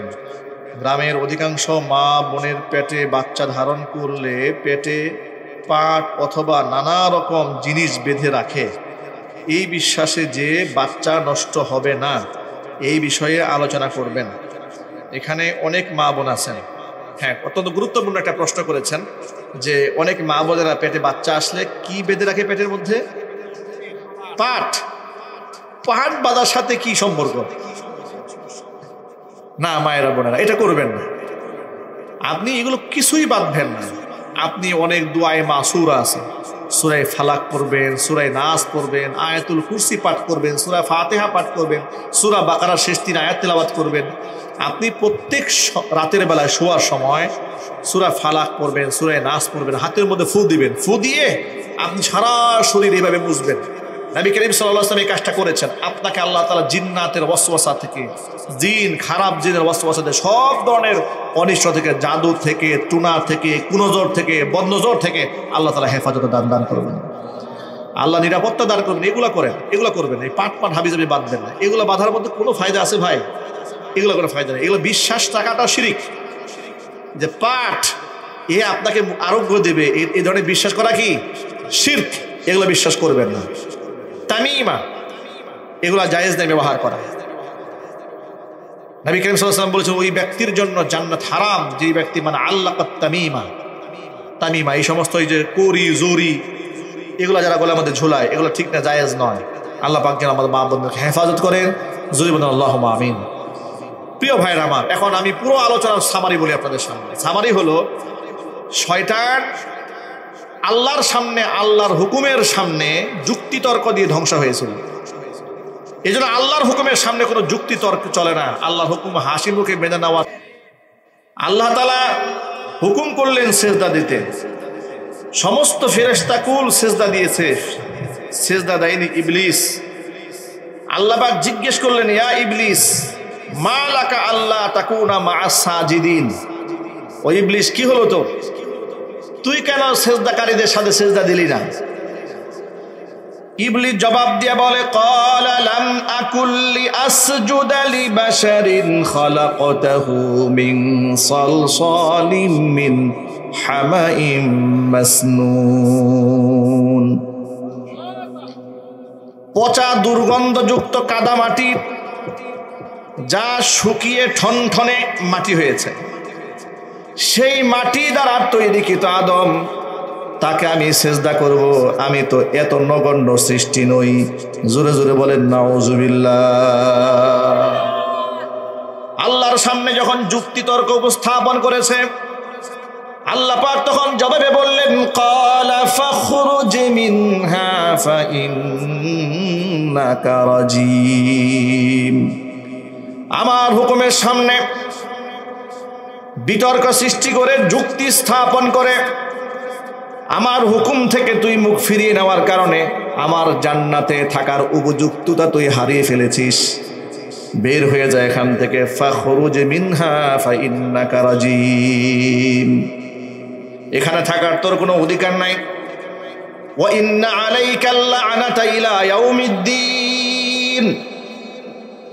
বিচার দিবস পর্যন্ত তোর উপর লানত বর্ষিত হতেই থাকবে। জোরে জোরে বলেন নাউজুবিল্লাহ। আল্লাহর পক্ষ থেকে লানত প্রাপ্ত হওয়ার ঘোষণা শোনার পরে তওবা করার পরিবর্তে আল্লাহকে ডেকে বসে বলল, ক্বালা রাব্বি ফাআনজিরনি ইলা ইয়াউমি ইউবআসুন। আল্লাহ তাআলা, আমি যেহেতু বিতাড়িত মারদুদ হয়ে গেলাম, মালউন হয়ে গেলাম, অভিশপ্ত হয়ে গেলাম, তাহলে তুমি আমাকে, তোমার কাছে আমার একটা তামান্না, পুনরুত্থান দিবস পর্যন্ত তুমি আমাকে অবকাশ দাও। মানে মানুষদেরকে তুমি হাসরের ময়দানে আবার তুলবে, এই পুনরুত্থান দিবস কিয়ামত পর্যন্ত তুমি আমাকে সুযোগ দাও। আল্লাহ পাক বললেন, ক্বালা ফাইন্নাকা মিনাল মুনজারিন। তাকে সুযোগ দেওয়া হলো ইলা ইয়াউমিল ওয়াক্তিল মালুম, নির্ধারিত সময় পর্যন্ত, কিয়ামত পর্যন্ত সময় দেওয়া হলো। যখন কিয়ামত পর্যন্ত সে সময় পেয়ে গেল, শয়তানের মধ্যে অনুশোচনা জাগ্রত না হয়ে তার মধ্যে এক অহমিকা তৈরি হয়ে গেল। আরো মারাত্মক অহংকার করে আল্লাহ পাককে ডেকে বলল, ক্বালা রাব্বি বিমা আগাওয়াইতানি লাউযায়িনান্না লাহুম ফিল আরদি ওয়া লাউযিয়ান্নাহুম আজমাইন। শয়তান আল্লাহকে ডেকে বলছে, রব্বি, আয় আমার রব, বিমা আগাওয়াইতানি, তুমি যেহেতু আমাকে গুমরা বানিয়ে দিয়েছো, সেহেতু আদমের কারণে তো আমি গুমরা হলাম। লাউযায়িনান্না লাহুম ফিল আরদি, জমিনের মধ্যে সমস্ত অন্যায়গুলাকে, এমনকি গোটা পৃথিবীটাকে আমি মানুষের সামনে খুব সুশোভিত করে সাজিয়ে গুজিয়ে উপস্থাপন করব। আর মানুষ যখন দুনিয়ামুখী হবে, ওয়ালা উযিয়ান্নাহুম আজমাইন, সমস্ত মানুষদেরকে আমি গুমরা বানাই ছাড়বো। নাউজুবিল্লাহ পড়ে। দুনিয়ার মোহে পড়ে মানুষকে আমি পরকাল ভুলায় দেব। দুনিয়ার টাকা ইনকামটাকে মূল উৎস বানায় দেব। জাহান্নামের আযাবের ভয় এদের থেকে আমি উঠায় দেব। এদেরকে আমি এরকম করে বিভ্রান্ত করে ছাড়বো, এটা আমার চ্যালেঞ্জ। শয়তান এই কথা বলার সময় লাউযিয়ান্নাহুম আজমাইন, লামটা লামে কসমের লাম, কসম করে বলেছে আমি অবশ্যই আমি এদেরকে গুমরা বানাবো। তবে ইল্লা ইবাদাকা মিনহুমুল মুখলাসিন, সমস্ত মানুষদেরকে আমি গুমরা করতে পারবো না। কিছু মানুষ তো তোমার এমন আছে, তোমার একনিষ্ঠ এমন কিছু বান্দা আছে যার উপর আমার কর্তৃত্ব, আমার নেতৃত্ব চলবে না। আল্লাহ পাকের মুখলেস বান্দারা শয়তানের কাছে হেরে যাবে না জিতে যাবে? প্রিয় ভাইয়ের কথা বুঝেন না মনে হয়। আল্লাহর মুখলেস বান্দারা কি শয়তানের কাছে হারবে না জিতে যাবে? কার সাহায্যে? চিৎকার দিয়ে আল্লাহু আকবার। শয়তান নিজে আগেই স্যালেন্ডার করেছে যে না, আমি সবার সাথে পেরে উঠবো না। তোমার কিছু মুখলেস বান্দা এরকম থাকবে যাদেরকে আমি ওয়াসওয়াসা দিয়ে আমি দমাতে পারবো না, এদেরকে আমি বিভ্রান্ত করতে পারবো না, দিক ভ্রান্ত করতে পারবো না, এদেরকে আমি সত্য পথ থেকে সরাতে পারবো না। এরা সত্য পথে এমন অবিচল থাকবে, এতটা আল্লাহ তোমার সাহায্য নিয়ে তারা দিন কায়েমের উপরে, দিন ও ইমানের উপরে, আমালের উপরে, দিনের আদর্শের উপরে এমন ভাবে প্রতিষ্ঠিত থাকবে এরা যে আমি এদের সাথে পেরে উঠবো না। শয়তান আগেই সারেন্ডার করেছে। দেখুন আল্লাহ পাক কি বলেন, এর প্রত্যেকটা পয়েন্টের ব্যাখ্যা আমি কিছু সময় পরে আপনাদের সামনে উপস্থাপন করছি, ইনশাআল্লাহ। বলেন। এরপরে আল্লাহ পাক কি বলেন শোনেন। আল্লাহ পাক শয়তানের এই কথার প্রেক্ষিতে আল্লাহ পাক বলেছেন, ক্বালা হাযা সিরাতুন আলাইয়া মুস্তাকিম। শয়তানকে আল্লাহ পাক বললেন, এটা হচ্ছে আমার সরল পথ। ইসলামের রূপরেখা শয়তানের কাছে পেশ করার পর আল্লাহ পাক বলছেন, এটা হচ্ছে আমার সরল পথ। যেই ব্যক্তি এই পথে পরিচালিত হবে সেই ব্যক্তি হেদায়েত প্রাপ্ত হয়ে যাবে। জোরে বলেন সুবহানাল্লাহ। শামার পর্যন্ত পৌঁছে যাবে। এই আয়াতের সাথে নবী করিম সাল্লাল্লাহু আলাইহি ওয়াসাল্লামের একটা হাদিস দিয়ে এই মুহূর্তে বুঝাই দিলে বোঝানো সহজ হবে। আল্লাহ বললেন, হাদা আলাইয়া সিরাতুন মুস্তাকিম। ক্বালা হাদা সিরাতুন, এটা একটা পথ, আলাইয়া, এটা আমার কাছে পৌঁছে যাবে, মুস্তাকিম, একবারে সরল সঠিকভাবে। নবী করিম সাল্লাল্লাহু আলাইহি ওয়াসাল্লাম এই কোরআন সম্পর্কে বলতে গিয়ে বলেন, ইন্না হাদাল কুরআনা সাবাবুন। কোরআন এমন একটা রশি, তরফুহু বিআইদিল্লাহি ওয়া তরফুহু বিআইদিকুম। এই রশির এক প্রান্ত আল্লাহর হাতে, আরেক প্রান্ত বান্দা তোমাদের হাতে। সুবহানাল্লাহ বলতে পারেন না আপনারা? নবী করিম সাল্লাল্লাহু আলাইহি ওয়াসাল্লাম কোরআনকে একটা রশির সাথে উপমা দিয়েছেন। হুজুর বলেছেন, ইন্না হাদাল কুরআনা সাবাবুন। কোরআন এমন একটা রশি, তরফুহু বিআইদিল্লাহ ওয়া তরফুহু বিআইদিকুম। রশির এক মাথা আল্লাহর হাতে, আরেক মাথা বান্দা তোমাদের হাতে। লান তাদিল্লু ওয়া লান তাহলিকু বাদাহু আবাদা। এটাকে যদি জীবনের অবলম্বন বানিয়ে নিজের ব্যক্তি জীবন, পারিবারিক জীবন, সামাজিক জীবন, রাজনৈতিক অঙ্গন, আন্তর্জাতিক অঙ্গন, ব্যবসা বাণিজ্য, মুআমালাত, মুআশারাত, সকল ক্ষেত্রে এটাকে যদি অবলম্বন বানাইয়া মজবুতভাবে আঁকড়ায় ধরে রাখতে পারো, নবী করিম সাল্লাল্লাহু আলাইহি ওয়াসাল্লাম বলেছেন, আল্লাহর কসম, কশিন কালেও তোমরা সত্য পথ থেকে বিচ্যুত হবে না, তোমাদের পদস্খলন হবে না। তোমাদেরকে হারিয়ে দিতে পারে, তোমাদেরকে পরাজিত করতে পারে, এমন কোন শক্তি পৃথিবীতে আসবে না। জোরে বলেন সুবহানাল্লাহ। তোমাদের কোনো ভয় নাই। কোরআন এমন একটা রশি, এই রশিটা যদি আঁকড়ায় ধরে রাখতে পারেন, তাহলে আল্লাহর সান্নিধ্য পাওয়া, আল্লাহ পর্যন্ত পৌঁছে যাওয়া, আল্লাহর রহমত পাওয়া, আল্লাহর মাগফিরাত পাওয়া, আল্লাহর করুণা পাওয়া, আল্লাহর হেদায়েত পাওয়া, সর্বোপরি আল্লাহর নিয়ামত জান্নাত পাওয়া একেবারে সহজ হয়ে যাবে। কোরআনটাকে যদি জীবনের সাথে জড়ায় ধরে রাখতে পারি, আমরা কি আমাদের জীবনের সকল ক্ষেত্রে আল্লাহ পাকের কোরআন বাস্তবায়ন করতে রাজি আছি কিনা? আমি দুহাত দেখতে চাই। আল্লাহ যেন কবুল করেন। জোরে কোন আমিন। আর চিল্লায় কোন আমিন। হাত নামান। আমি অবাক হয়ে যাই, মুসলমানের ঘরের সন্তান, মুসলমানের সন্তান যখন মুখ থেকে এমন শব্দ উচ্চারণ করে, আমরা শরিয়া আইনে বিশ্বাস করি না। আপনি কোন দলের রাজনীতি করেন সেটা মুখ্য বিষয় নয়, আপনি যে কোনো দল করতে পারেন, এটা আপনার ব্যক্তিগত বিষয়, কিন্তু শরীয়তের বিধান মানবেন না, বিশ্বাস করেন না, এটা মুসলমানের মুখের ভাষা হতে পারে না। কথা ঠিক না ভাই? ঠিক জোরে বলেন। শরীয়ত না মানার কি কোনো সুযোগ আছে ভাই? একটু জোরে বলতে হবে। মানে কোনো কারণে শরীয়ত না মানার কি কোনো সুযোগ আছে? না। আমি মুসলমান, শরীয়ত মানে আল্লাহর হুকুম। শরীয়ত কার হুকুম? কোরআন মাজিদ আল্লাহ পাক বলেছেন, শারআ লাকুম মিনাদ-দীনি মা ওয়াসসা বিহি নূহা ওয়াল্লাযী আওহাইনা ইলাইকা ওয়া মা ওয়াসাইনা বিহি ইব্রাহিম ওয়া মূসা ওয়া ঈসা আন আকিমুদ-দীন ওয়া লা তাতাফাররাকু ফীহি। এটা আমি আল্লাহর শরীয়তের বিধান, আমি আল্লাহর হুকুম নবীদেরকেও দিয়েছি, মুহাম্মদ সাল্লাল্লাহু আলাইহি ওয়াসাল্লাম আপনাকেও দিয়েছি। এই শর্তে এটাই আমি বলে দিয়েছি, আন আকিমুদ্দিন, জমিনের মধ্যে আমার দিন কায়েম করবে, জমিনের মধ্যে আমার দেওয়া জীবন বিধান সকল ক্ষেত্রে বাস্তবায়ন করতে হবে, প্রতিষ্ঠিত করতে হবে। এই ব্যাপারে লা তাতাফাররাকু ফি, বিক্ষিপ্ত হওয়ার, বিভক্ত হওয়ার কোনো সুযোগ নাই। জোরে জোরে বলেন সুবহানাল্লাহ। আল্লাহ নবী সাল্লাল্লাহু আলাইহি ওয়াসাল্লাম বলে দিয়েছেন যে কোরআন এমন একটা রশি, এই রশির এক মাথা আল্লাহর হাতে, আরেক মাথা বান্দা তোমাদের হাতে।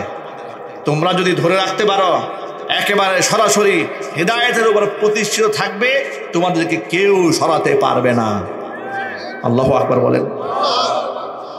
তাম দুনিয়াব্যাপী শয়তানের ষড়যন্ত্র এটাই চলছে। মানুষ যারা কোরআন থেকে দূরে সরে যায়, কোরআন থেকে দূরে সরে যাওয়া মানে হচ্ছে আল্লাহর রশিটা ছেড়ে দেওয়া। যার ধরুন কোরআন যা হালাল বলেছে, এটা অনেক মুসলমানেরা যুক্তি তর্ক দিয়া হালালটাকে হারাম বানায়, আবার হারামটাকে হালাল বানায়। কোনো সুযোগ আছে? আল্লাহ যা হারাম করেছেন তার চির হারাম, আল্লাহ যা হালাল করেছেন তার চিরতরে হালাল। এটা পৃথিবীর কারো ক্ষমতা নাই হারামকে হালাল বানাবে, হালালকে হারাম বানাবে। এই শক্তি কি কারো আছে? প্রিয় ভাইয়েরা আমার, আল্লাহ পাক বললেন এটা হচ্ছে আমার সরল সঠিক পথ, এই পথ আমি আল্লাহ পর্যন্ত সঠিকভাবে পৌঁছায় দেবে। তবে আর একটা কথা শয়তানকে লক্ষ্য করে আল্লাহ পাক বলছেন, ইন্না ইবাদি লাইসা লাকা আলাইহিম সুলতানুন ইল্লা মানিত্তাবাআকা মিনাল গাওয়িন। ইন্না ইবাদি, নিশ্চয় আমার একনিষ্ঠ বান্দা যারা, লাইসা লাকা আলাইহিম সুলতান, তাদের উপর তোর কোনো রাজত্বই চলবে না। সুবহানাল্লাহ বলেন। আমার একনিষ্ঠ বান্দাদের উপর তোর কোনো রাজত্ব চলবে না। তবে হ্যাঁ, ইল্লা মানিত্তাবাআকা মিনাল গাওয়িন, তোর অনুসারী তো তারাই হবে যারা দিকভ্রান্ত, সত্য পথ থেকে বিচ্যুত, তারাই তোর অনুসারী হবে।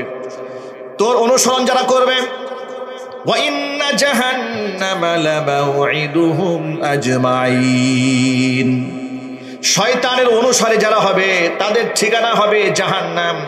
লাহা সাবাতু আবওয়াব, যে জাহান্নামের দরজা আছে 7টি। কয়টি জুড়ে বলেন? 7টি দরজা।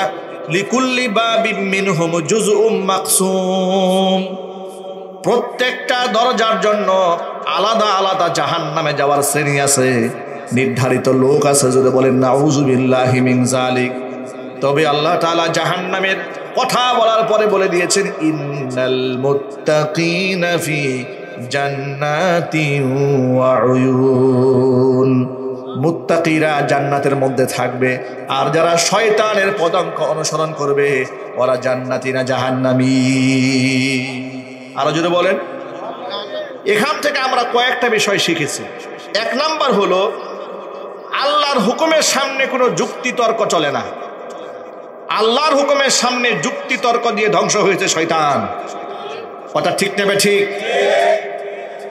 আল্লাহর হুকুমের সামনে যুক্তি তর্ক দিয়ে ধ্বংস হয়েছে শয়তান। শয়তান ধ্বংস হওয়ার পরে অহংকার করে বলেছে, তোমার বান্দাদেরকে আমি জাহান্নামের জন্য প্রস্তুত করব, দিকভ্রান্ত করে দেব। তবে তোমার মুখলিস বান্দাদেরকে আমি দিকভ্রান্ত করতে পারবো না। আল্লাহ পাক নিজে বলেছেন, ইন্না ইবাদি লাইসা লাকা আলাইহিম সুলতান, আমার একনিষ্ঠ বান্দাদের উপর তোর কোনো রাজত্ব চলবে না।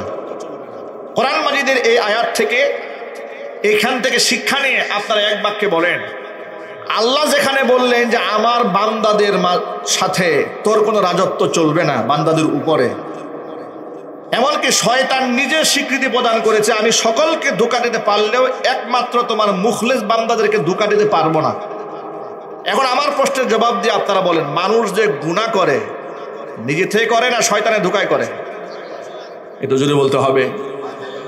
এই পৃথিবীতে যত নবী রাসূল ছিলেন, ভালো করে শোনে, এই পৃথিবীতে যত নবী রাসূল ছিলেন তারা কি আল্লাহ পাকের মুখলেস বান্দা? তা এতে কি আমাদের কোনো সন্দেহ আছে? তারা কেমন মুখলেস যে তাদেরকে নির্বাচন করেছেন স্বয়ং আল্লাহ। ফেরেশতাদের ভুটাভুটিতে কোনো ব্যক্তিকে আল্লাহ পাক নবী বানান নাই। ঠিক না বেঠিক জোরে বলেন? পৃথিবীর কোনো মানুষ নির্বাচন করে নবী বানান নাই। নবী কে বানিয়েছেন?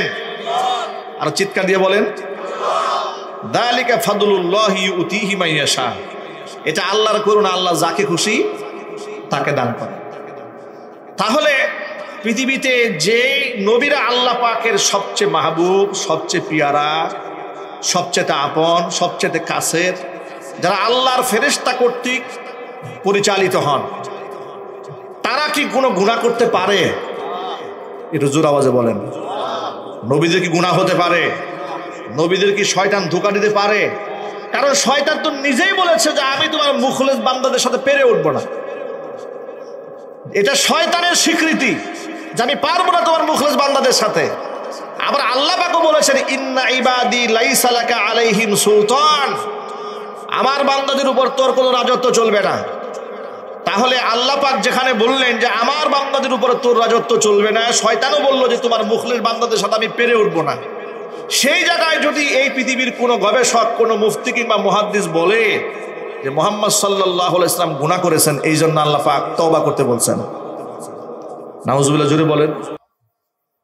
এই কথা যদি কেউ মুখে উচ্চারণ করে তাহলে সে কি আল্লাহর আয়াতের বিরুদ্ধাচরণ করলো না? একটু জোরে বলতে হবে কথাটা। সে কি আল্লাহর আয়াতের বিরুদ্ধাচরণ করলো না? আল্লাহ পাক যেন এই ধরনের ইসমাতুল আম্বিয়া, নবীরা মাসুম, এই আকীদা মজবুত রাখবেন। পৃথিবীর কোন নবীর কোনো গুনাহ নাই। চিৎকার দেখুন আল্লাহু আকবার। পৃথিবীর কোন নবী কোনো ভুল করেন নাই, তারা শয়তান দ্বারা ওয়াসওয়াসার শিকার হন নাই, শয়তান তাদেরকে কাবু করতে পারে নাই। নবী করিম সাল্লাল্লাহু আলাইহি ওয়াসাল্লাম সাহাবীদেরকে লক্ষ্য করলে বললেন, ও সাহাবীরা শোনো, মা মিনকুম মিন আহাদিন ইল্লা ওয়া ক্বাদ ওয়াক্কিলা বিহি কারিনুহু মিনাল জিন্নি। ও সাহাবীরা শোনো, তোমাদের এমন কেউ নাই যার সাথে একটা করে শয়তান যুক্ত করে দেওয়া হয় নাই। সাহাবায়ে কেরাম প্রশ্ন করলেন, ক্বালু আইয়াকা ইয়া রাসূলুল্লাহ, আপনি যে বললেন সবার সাথে একটা করে শয়তান আছে, তো আপনার সাথেও কি আছে? নবী করিম সাল্লাল্লাহু আলাইহি ওয়াসাল্লাম বললেন, হ্যাঁ আমার সাথেও আছে, আমার সাথেও শয়তান যুক্ত করে দেওয়া হয়েছিল, কিন্তু আল্লাহ তাআলা তার উপর আমাকে সাহায্য করেছেন বিদায় ফা আসলামা, সে আমার কাছে আত্মসমর্পণ করে নিয়েছে, আমার বশ্যতা স্বীকার করে নিয়েছে। ফালা ইয়ামুরুনি ইল্লা বিখাইরিন, নেক কাজ ছাড়া, ভালো কাজ ছাড়া অন্য কোনো কাজের নির্দেশ কিংবা পরামর্শ সে আমাকে দিতে পারে না। জোরে বলেন সুবহানাল্লাহ। নবীজি সাল্লাল্লাহু আলাইহি ওয়াসাল্লামকে শয়তান ওয়াসওয়াসা দিতে পারবে? এটা জোরে বলতে হবে, পারবে ভাই? পারবে না। এবার আপনাদেরকে মুসলিম শরীফের একটা হাদিস শোনাই। আল্লাহর নবী সাল্লাল্লাহু আলাইহি ওয়াসাল্লাম সাহাবীদেরকে সকালবেলা বললেন, ও সাহাবীরা শোনো, ইন্না ইফরিতাম মিনাল জিন্নি তাফাররাতা আলাইয়াল বারিহা, গত রজনীতে এক শক্তিশালী জিন আমি নামাজের মধ্যে দাঁড়িয়েছিলাম, আমাকে ওয়াসওয়াসা দেওয়ার চেষ্টা করেছিল, আমার নামাজ নষ্ট করার ষড়যন্ত্র করেছিল, কিন্তু সে আমার সাথে পেরে ওঠে না। আল্লাহ আমাকে তার উপরে সাহায্য করেছেন। সুবহানাল্লাহ জোরে বলেন। আল্লাহ আমাকে সাহায্য করেছেন, বরং আমি নামাজ শেষে ওরে ধরে ফেলেছি। আমি মনে মনে চেয়েছিলাম মসজিদে নববীর খুঁটির কোনো একটা খুঁটির সাথে তাকে আমি বেঁধে রাখি, যাতে করে সকালবেলা তোমরা তারে দেখতে পারো। কিন্তু পরক্ষণে আমার ভাই সুলাইমান আলাইহিস সালাতু ওয়াসসালামের দোয়ার কথা মনে পড়ে গেল। সুলাইমান দোয়া করে বলেছিলেন, রব্বি হাবলি মুলকাল লা ইয়ানবাগি লি আহাদিন, আয় আল্লাহ তাআলা তুমি আমাকে এমন একটা রাজত্ব দান করো আমার পরে যে রাজত্ব তুমি কাউকে দান করবে না। আমি তো আমার ভাইয়ের দোয়াটা মনে পড়ে গেল। আমার ভাই সুলাইমান জিনের উপর রাজত্ব চালিয়েছে, তাদেরকে শাস্তি দিয়েছে, ওদেরকে কাজে লাগিয়েছে। আমি যখন জিনকে বেঁধে রাখি, আমি যদি শয়তানকে আটকায় রাখি, তাহলে তো আমার ভাইয়ের রাজত্ব শেয়ার হয়ে গেল।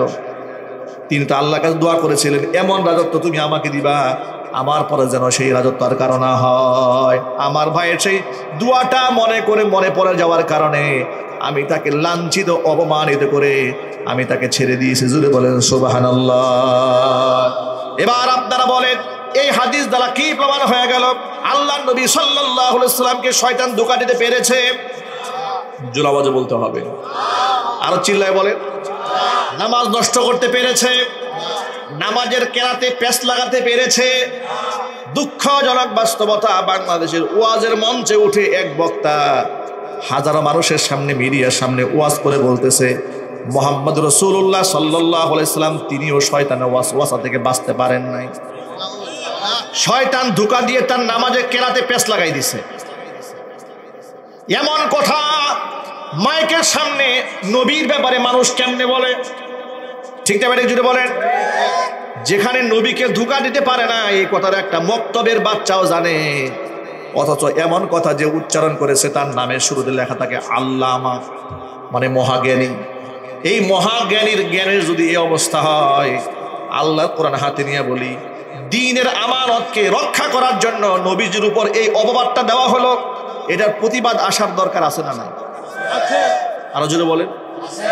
কাউকে ছোট করে খাটো করা উদ্দেশ্য না, কিন্তু রসুলের উপর যে এই যে অপবাদটা দিল, যে শয়তান ধোঁকা দিয়ে নবীর নামাজে পেশ লাগাই দিছে। এখন আমরা যা আলেম, আমরা যারা এই হাদিসটা পড়েছি, এই কোরআন হাদিস সামনে নিয়ে আমাদের কি সেই অন্যায়ের প্রতিবাদ করার দরকার আছে না নাই? এখন আমি যদি এই প্রতিবাদটা করি, আমাদের কিছু ভাইরা বুঝে কিংবা না বুঝে তারা নিজ দিয়ে লেখে যে হুজুররা হিংসামি শুরু করছে। এক হুজুর আরেক হুজুরের বিরুদ্ধে বলে, ভাই আমরা এক হুজুর আরেক হুজুরের বিরুদ্ধে বলি না। হুজুর কোনো শরীয়ত লঙ্ঘন করলে সেটা পাবলিকলি প্রচার হয়ে গেলে সেটা পাবলিকলি বলতে হয় সংশোধনের জন্য। তা না হলে তো অসংখ্য মানুষ বুঝে ফেল যে মুহাম্মদ সাল্লাল্লাহু আলাইহি ওয়াসাল্লামকে শয়তান ধোঁকা দিয়েছে। কথা ঠিক না? বেরিক জোরে বলেন। এবার আপনারাই বলেন, নবী করিম সাল্লাল্লাহু আলাইহি ওয়াসাল্লামকে শয়তান ধোঁকা দিতে পেরেছে? আরো জোরে বলতে হবে, পেরেছে না পারেন? শয়তান সবসময় নবীজি সাল্লাল্লাহু আলাইহি ওয়াসাল্লাম সহ পৃথিবীর সমস্ত নবীদের কাছে পরাজিত হয়েছে। শয়তান কোনদিন নবীদের উপর বিজয়ী লাভ করতে পারে নাই, তাদেরকে সাহায্য করেছেন স্বয়ং আল্লাহ রাব্বুল আলামিন। নবী ইউসুফ আলাইহিস সালাতু ওয়াস সালাম এই পৃথিবীর মধ্যে আখলাক এবং চরিত্রের এক শ্রেষ্ঠ উদাহরণ। এমন সুন্দর অবয়ব দিয়ে আল্লাহ পাক তাকে সৃষ্টি করেছিলেন, দুনিয়ার তার কোনো মিসাল নাই, তার কোনো উপমা নাই। আল্লাহর হাবিব মিরাজ রজনীতে নবী ইউসুফ আলাইহিস সালাতু ওয়াস সালামের যখন সাক্ষাৎ পেয়েছেন, দুনিয়াতে এসে সাহাবীদেরকে বলেন, ও সাহাবীরা শোনো, মিরাজ রজনীতে আমার ভাই ইউসুফের চেহারার দিকে যখন আমি তাকালাম, আমার কাছে মনে হলো পৃথিবীতে আল্লাহর সৃষ্টির যত সৌন্দর্যতা আছে, সমস্ত সৌন্দর্যতাকে যদি দুটা ভাগে ভাগ করা যায়, পৃথিবীর মধ্যে যত সৌন্দর্যতা আল্লাহ সৃষ্টি করেছেন, সমস্ত সৌন্দর্যতা যদি দুটা ভাগে ভাগ করে দেওয়া যায়, আমার তো মনে হয় শুধুমাত্র কেবলমাত্র আমার ভাই ইউসুফের চেহারার মধ্যে আল্লাহ তাআলা বিশ্বের অর্ধেকটা সৌন্দর্যতা দান করে দিয়েছে। আল্লাহু আকবার বলেন। এমন এক সুদর্শন পুরুষ হযরত ইউসুফ আলাইহিস সালাতু ওয়াস সালাম, আমার পূর্বের আলোচক যিনি ছিলেন, চমৎকার একটা তথ্যভিত্তিক কথা বলেছেন। তিনি বলেছেন পৃথিবীর সমস্ত নবীদেরকে স্পেশাল তিনটা জিনিস আল্লাহ পাক দান করেছিলেন। একটা হচ্ছে নবীদেরকে ওহী দিয়েছেন, নবীদেরকে মুজিজা দান করেছেন, আর নবীদেরকে উত্তম চরিত্র দান করেছিলেন। ঠিক কিনা বলেন? উত্তম চরিত্র নবীদেরকে দান করেছিলেন। ইউসুফ আলাইহিস সালাতু ওয়াস সালাম জন্মগতভাবে এতটা সুন্দর সুপরিপাটি করে আল্লাহ পাক তাকে পৃথিবীতে প্রেরণ করেছিলেন। তার পিতা ইয়াকুব আলাইহিস সালাতু ওয়াস সালাম তাকে এত বেশি মহব্বত করতেন, এত বেশি ভালোবাসতেন, সৎ ভাইরা তাকে হিংসা করা শুরু করে দিল। বাবা যখন ইউসুফ আলাইহিস সালাতু ওয়াস সালাম এবং তার ভাই বিনিয়ামিনকে বেশি মহব্বত করে, এই দৃশ্য দেখার পরে অন্য 10 ভাই যারা ছিল, সৎ ভাই যারা ছিল, তাদের সহ্য হয় নাই। তাদের মধ্যে হিংসা জাগ্রত হলো। এক বাক্যে জবাব দিয়ে বলতে হবে, মানুষের মধ্যে হিংসা আছে না নাই? হিংসা বড় ভয়ঙ্কর এক ব্যাধি। আল্লাহর নবী সাল্লাল্লাহু আলাইহি ওয়াসাল্লাম বলেছেন, ইয়াকুম ওয়াল হাসাদ, হিংসা থেকে তোমরা বাঁচো। ফাইন্নাল হাসাদা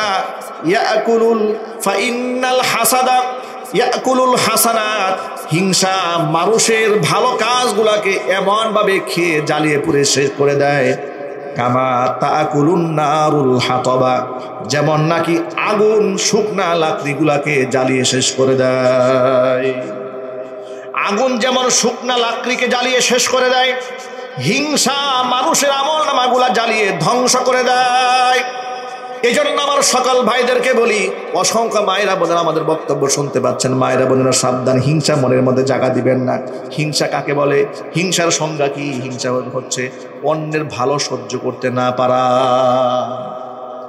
যেই নিয়ামত আমার মধ্যে নাই, আল্লাহ পাক অন্য কাউকে দান করেছেন। কথা বুঝতে কষ্ট হচ্ছে ভাই? খুব মনোযোগ সহকারে এই পয়েন্টটা শুনুন। ওয়াজে তো অনেক কথাই হয়, কিন্তু কথাগুলো খুব মনোযোগ সহকারে শুনতে হবে। এটা আমাদের হেদায়েতের পথ, ঠিক কিনা?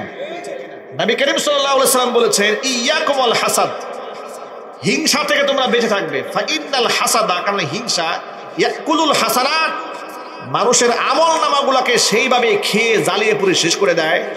কামা তাকুলুন নারুল হাতাবা, যেভাবে জ্বলন্ত আগুন শুকনা লাকড়িগুলাকে জ্বালিয়ে শেষ করে দেয়। হিংসা রাখবা না অন্তরে। কেমন হিংসা দেখেন আমাদের সমাজে। এই গ্রামের নাম কি? চাপুলি। হ্যাঁ, ধরুন এই গ্রামের একটা ছেলে, দরিদ্র অসহায়ের ছেলে, বিভিন্ন জায়গা থেকে 10,000, 20,000, 50,000, 1 লাখ টাকা ঋণ করে বিদেশ গেছে, সৌদি আরব গিয়েছে, মালয়েশিয়া গিয়েছে, দুবাই গেছে। যাওয়ার পরে 4-5 বছর সেখানে থেকে খুব হাড় ভাঙা পরিশ্রম করেছে, একটা ভালো পজিশন পেয়ে গেছে, কনস্ট্রাকশন ডিপার্টমেন্টের কাজ শিখে গেছে। কাজ করতে করতে একসময় কন্ট্রাক্টর হয়ে গেছে, এখন বড় বড় কনস্ট্রাকশন কাজ করে, অল্প দিনে মোটামুটি বেশ টাকার মালিক হয়ে গেছে। বাড়িতে বিল্ডিং এর কাজ ধরেছে। চায়ের দোকানে বসে লোকেরা বলে, এই লোকটা এত তাড়াতাড়ি কেমনে বড় লোক হইল? নিশ্চয়ই স্মাগলিং করে, নিশ্চয়ই বিদেশে গিয়ে কারো টাকা টোকা মারছে মনে হয়, তা না হলে এত রাতারাতি বড় লোক কেমনে হইল? এই হিংসা কি গ্রামের মানুষের মনের মধ্যে আসে না নাই? আরো জোরে বলেন। নিজের ছেলে এসএসসি পরীক্ষা দিবে, নিজের মেয়ে পরীক্ষা দিবে, পাশের বাড়ির ছেলে মেয়েও পরীক্ষা দিবে। নিজের মেয়ে ফেল করেছে এটা শুনে মনে বেশি কষ্ট লাগে না, বেশি কষ্ট লাগছে পাশের বাড়ির ছেলে পাস করছে। ঠিকটা ব্যাটিক জুড়ে বলেন। হিংসা, জিলাসি, হারাম, এগুলা কি জুড়ে বলেন তো ভাই? হারাম। এগুলোকে জায়গা দেওয়া যাবে না। যদি মনের মধ্যে হিংসা চলে আসে তখন কি করবেন? তখন আল্লাহর কাছে ওই ব্যক্তির কল্যাণের জন্য দোয়া করবেন। দেখবেন হিংসা অন্তর থেকে দূর হয়ে গেছে। বলেন ইনশাআল্লাহ। আল্লাহকে বলবেন যে আল্লাহ, তুমি আমার ভাইকে এত উত্তম চরিত্র দান করেছো, এত উচ্চ মর্যাদা দান করেছো, এত জ্ঞান দান করেছো, এত ইলম দান করেছো, সম্পদ দিয়েছো, মানুষের কাছে এত মাকবুলিয়ত গ্রহণযোগ্যতা দান করেছো। আল্লাহ, এই নিয়ামতকে তুমি আরো বাড়ায় দাও। আপনাদেরকে একটা মজার তথ্য জানাই দেয়, আপনি যখন অন্যের জন্য এই দোয়াটা করবেন, হাদিস শরীফে এসেছে এই দোয়াটা ফেরেশতারা আগে যে দোয়া করেছে তার জন্য আল্লাহর কাছে ফরিয়াদ পেশ করে। আল্লাহ অন্যের জন্য যে দোয়াটা পেশ করেছে তার জন্য কবুল করার আগে যে দোয়া করেছে তুমি তার জন্য আগে কবুল করো। চিৎকার দিয়ে বলতে হবে আল্লাহু আকবার। একজন ব্যক্তি উম্মি মানুষ, গ্রাম থেকে এসছে, গ্রাম থেকে এসে মসজিদে নববীতে নামাজে দাঁড়িয়েছে, নামাজ পড়ে শেষ করেছে। নামাজ পড়ে দোয়া করতেছে আল্লাহর কাছে, আল্লাহুম্মা রহামনি ওয়া মুহাম্মাদান ওয়া লা তারহাম মা'না আহাদা। জোরে জোরে দোয়া করতেছে যে আল্লাহ, তুমি আমার উপর রহম দান করো এবং মুহাম্মদ সাল্লাল্লাহু আলাইহি ওয়াসাল্লামের উপর রহমত দান করো, আমাদের সাথে তুমি আর কাউরে রহমত দিও না। দোয়া করতেছে। নবী করিম সাল্লাল্লাহু আলাইহি ওয়াসাল্লাম দোয়াটা শুনেছেন, শুনে তারা ডাক দিয়েছে, এইদিকে আসেন। মানে তার চিন্তা হলো যে রহমত শুধু আমি পাবো আর মুহাম্মদ সাল্লাল্লাহু আলাইহি ওয়াসাল্লাম পাবো, আমাদের সাথে আল্লাহ কাউরে দিও না এই রহমত। হুজুর তাকে ডাকছেন, ডেকে বললেন, শোনো, তুমি একটা প্রশস্ত জিনিসকে সংকীর্ণ করে ফেললে। দোয়ার মধ্যে যত বেশি মানুষকে তুমি সামিল করবে, তোমার দোয়া কবুল হওয়ার তত দ্রুত কবুল হওয়ার কাছাকাছি চলে যাবে। যত বেশি মানুষের জন্য দোয়া করবেন। এই যে আমরা যখন দোয়া করি, আমরা দোয়া করে বলি, আয় আল্লাহ তাআলা আমাদের ক্ষমা করা, তাম পৃথিবীর সমস্ত উম্মতে মুহাম্মাদীকে মাফ করে দাও। সমস্ত মানুষের জন্য দোয়া আমরা কেন করি? দোয়ার মধ্যে যত মানুষের ব্যাপ্তি আপনি আনবেন, আল্লাহ রাব্বুল আলামিন তত বেশি দোয়াকে মঞ্জুর করে নেবেন। জোরে বলেন সুবহানাল্লাহ। হিংসা যদি অন্তরের মধ্যে জায়গা না দিতে পারেন তাহলে কত বড় মর্যাদা। একটা হাদিস শোনাই আপনাদেরকে। আনাস ইবনে মালিক রাদিয়াল্লাহু তাআলা আনহু, হুজুরের খাদেম, তিনি বলেন, কুন্না জুলুসান মা'আন নবী সাল্লাল্লাহু আলাইহি ওয়াসাল্লাম, আমরা নবী সাল্লাল্লাহু আলাইহি ওয়াসাল্লামের সাথে বসে আছি, এমন সময় হুজুর আমাদেরকে বললেন, ইয়াতলু আলাইকুমুল আনা রাজুলুম মিন আহলিল জান্নাহ। ও সাহাবীরা, এই মুহূর্তে তোমাদের মাঝে একজন জান্নাতি ব্যক্তি প্রবেশ করবেন। এমন একটা কথা শোনার পরে সাহাবা একরাম অবাক বিষয় অপেক্ষায় রইলেন, জান্নাতি ব্যক্তি আমাদের মাঝে আসবে, কত সৌভাগ্যবান ব্যক্তি। তাকায় থেকে দেখে কে আসে। আশ্চর্যের ব্যাপার হচ্ছে, ঈদে তলা আলাইনা রাজুলুম মিনাল আনসার। তাকে দেখি বিশিষ্ট কোনো বড় ব্যক্তি না, যেমন আবু বকর, ওমর, উসমান, আলী, সাদ বিন আবি ওয়াক্কাস, আব্দুর রহমান ইবনে আউফ, জুবাইর, তালহা, এই শ্রেণী না। এটা তো একবার খুব মুকাররম, একেবারে একজন আনসারী সাহাবী এসেছেন, গ্রামের খেটে খাওয়া মানুষ, কৃষি কাজ করে আসছেন।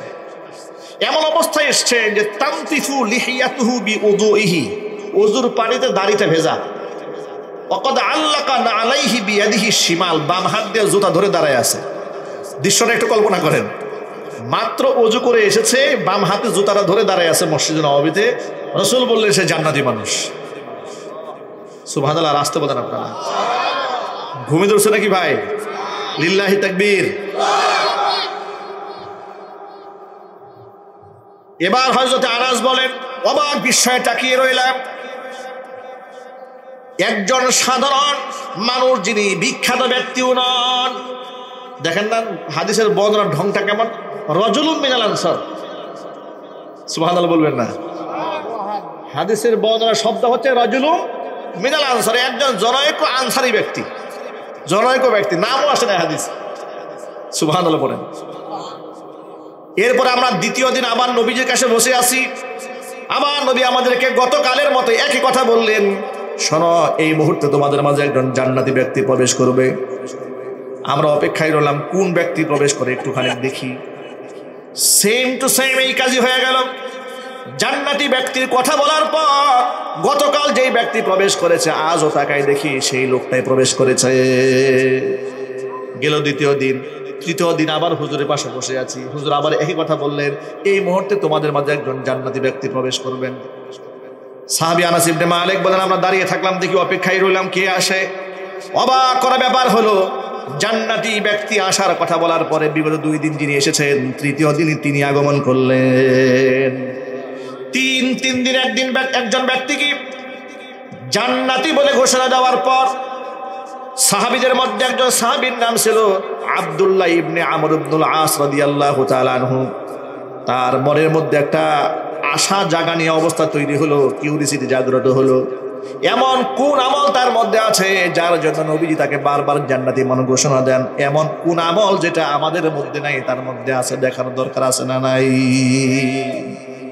কিন্তু আমল তো জিজ্ঞেস করলে বলবে না। এই জন্য একটা কৌশল অবলম্বন করলেন।